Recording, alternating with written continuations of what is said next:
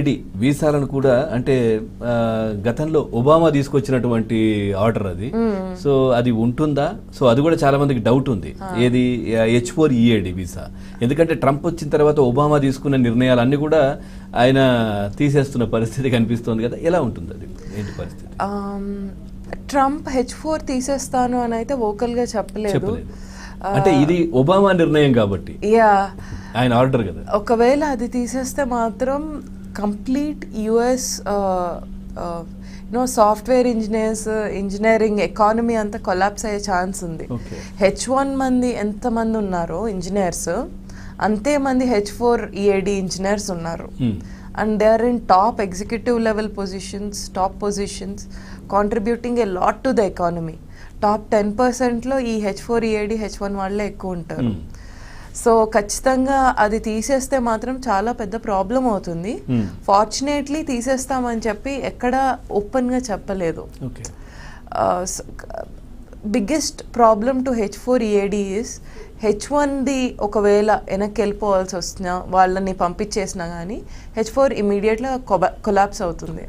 లేకపోతే డివోర్స్ తీసుకుంటే వెంటనే వెళ్ళిపోతుంది. So it's a very fragile visa. So H4లో ఉండేవాళ్ళు కూడా వెంటనే O1 కానీ, లేకపోతే వాళ్ళకి H1 కానీ, లేకపోతే ఇంకేదైనా వీసా ట్రై చేసుకుంటే కొంచెం బాగుంటుందని నా అభిప్రాయం. రైట్. అట్లాగే బైడెన్ తీసుకున్న ఇంకో నిర్ణయం ఈ డొమెస్టిక్ రెన్యువల్కి సంబంధించి. అంటే గతంలో అమెరికాలో అంటే అక్కడికి వెళ్ళిన వాళ్ళు దాన్ని రెన్యువల్ చేసుకోవాలంటే మళ్ళీ ఇండియాకి వచ్చి ఇక్కడ రెన్యువల్ చేసుకొని వెళ్ళేవాళ్ళు. సో ఇప్పుడు అక్కడే చేసుకునే వెసులుబాటు బైడెన్ కల్పించారు. సో అది ఉంటుందా? ఈ ట్రంప్ ఆ నిర్ణయం ఎలా ఉంటుంది? So last year pilot program launch చేశారు బైడెన్ గవర్నమెంట్. చాలా మందికి వర్కౌట్ అయింది. ప్రతి 3 yearsకి ఒకసారి ఇండియాకి రావడం, డబ్బు అన్ని సేవ్ అవుతాయి. ప్రతి 3 yearsకి ఇండియాకి రావాలి. ఇండియాకి వచ్చిన తర్వాత అపాయింట్మెంట్ డేట్కి వెళ్ళాలి. ఒకప్పుడు అయితే ఇంటర్వ్యూ ఉండేది. సో రిన్యూవల్ వెళ్ళంగానే ఇంటర్వ్యూ చేసేసుకుని వెంటనే స్టాంప్ చేయించుకుని వచ్చేస్తారు. అక్కడ కూడా క్వశ్చన్స్ అడగరు, నార్మల్లీ చేసి పంపిస్తారు. 2-3 days ఎట్ మ్యాక్సిమం పాస్పోర్ట్ వస్తుంది. ఇప్పుడు డ్రాప్ బాక్స్ అపాయింట్మెంట్ అని పెట్టారు. సో ఇక్కడికి వచ్చిన తర్వాత ఆ డ్రాప్ బాక్స్లో పడేస్తే 21 to 45 days మధ్యలో మనకి పాస్పోర్ట్ వస్తుంది. కొంతమందికి ఎర్లీగా వచ్చింది, డిలే అయిన వాళ్ళకి చాలా డిలే అయింది. అండ్ వాళ్ళకి తీసుకునే డాక్యుమెంట్స్ కూడా తక్కువ తీసుకుంటున్నారు డ్రాప్ బాక్స్లో. దానివల్ల ఫుల్ పిక్చర్ అర్థం కావట్లేదు అడ్జుడికేషన్ వాళ్ళకి. సో వాళ్ళకి కొంచెం రెఫ్యూజ్ చేస్తున్నారు ఫస్ట్. తర్వాత చెన్నైకి పిలిచి మళ్ళీ ఇంటర్వ్యూ తీసుకుని మళ్ళీ కన్ఫర్మ్ చేసి అప్రూవ్ చేసి పంపిస్తున్నారు.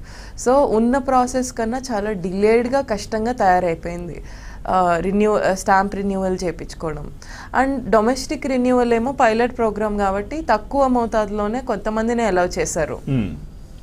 సో అది కూడా ఒక ప్రాబ్లం. సో అది ఉంచుతారో లేదో తెలీదు కానీ ఈ రెన్యువల్స్ వల్ల చాలా ట్రబుల్ అయితే ఉంది H1B వాళ్ళకి, H4EAD వాళ్ళకి. H4 వాళ్ళకైతే ఇంకా, ఎందుకంటే వాళ్ళ ఎంప్లాయ్మెంట్ ఆపేయాల్సి వస్తుంది. ఆటోమేటిక్ ఎక్స్టెన్షన్స్ పెట్టారు కానీ ఎంతవరకు I-94 ఆర్ అదర్వైజ్ వాళ్ళ వీసా స్టేటస్ ఉన్నంత వరకు, దానికి మించి ఉండదు. సో రెన్యువల్ అన్నది చాలా కష్టం అవుతుంది ఓవరాల్గా.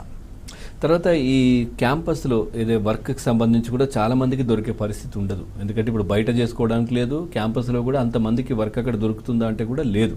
సో ఇప్పుడు పూర్తిగా కూడా వాళ్ళ పేరెంట్స్ పైనే ఆధారపడాల్సినటువంటి అవసరం, అంటే ఇండియా నుంచి కావచ్చు లేదంటే ఇతర దేశాల్లో ఉన్న వాళ్ళు అక్కడ నుంచి డబ్బు పంపించండి అని ప్రెజర్. మళ్ళీ అంటే వాళ్ళు సర్వే అక్కడ బతకడానికి, ఉండడానికి, హాస్టల్ ఫీజులు కావచ్చు, ఏదైనా ఫీజులు కాకపోయినా కానీ అక్కడ కావాల్సినటువంటి వాటికి సంబంధించి కూడా డబ్బులు అడుగుతూ ఉన్నారు. ఏంటి, ఎంతవరకు పంపించవచ్చు? సో ఇదేమైనా మనీ లాండరింగ్ అట్లాంటిది ఏదైనా ఉంటుందా? కొద్దిమందికి డౌట్ అయితే ఉంది. యూజువలీ లీగల్గా వైర్ ట్రాన్స్ఫర్ చేస్తే అది మనీ లాండరింగ్ కింద రాదు.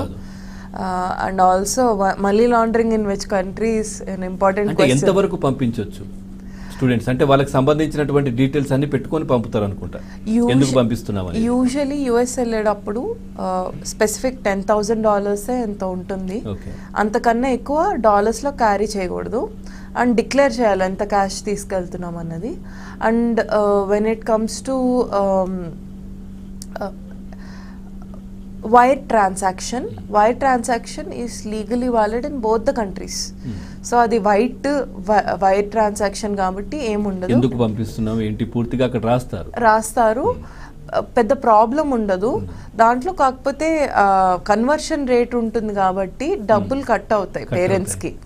సో అది కొంచెం ప్రాబ్లమాటిక్గా ఉంటుంది. సో ఇది అవాయిడ్ చేయడానికి చాలా మంది మేము ఇక్కడ డబ్బులు ఇస్తాము మీరు అక్కడ ఇస్తారా అని చెప్పి వేరే వాళ్ళని అంటారు. వాళ్ళు అంత హెవీ మోతాదులో ఒకవేళ యుఎస్లో డాలర్స్లోనే రిలేటివ్సే ఇచ్చారంటే